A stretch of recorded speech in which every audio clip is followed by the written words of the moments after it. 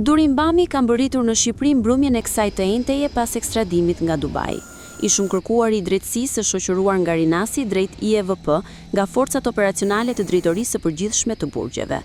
Ekstradimi i tij u bë i mundur si rezultat i bashkëpunimit dhe besimit mes policisë së shtetit dhe homologëve në Emiratet e Bashkuara Arabe, konkretizuar me shkëmbim intensiv informacioni dhe bashkërendim të veprimeve operacionale në vijim të operacionit ndërkombëtar të koduar The Wanted.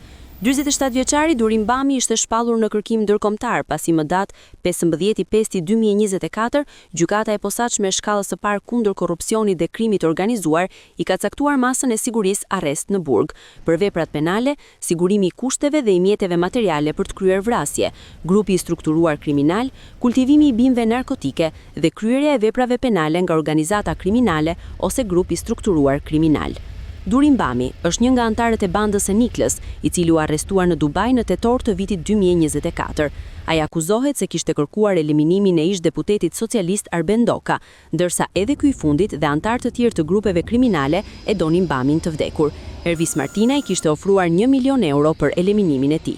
Sipas PAK, Durim Bami drejtonte e financonte një grup që kultivonte kanabis në Nikël dhe Bupq gjatë dhjetor 2019 korrik 2020 dhe sërish në shtator 2020, duke administruar të gjithë aktivitetin.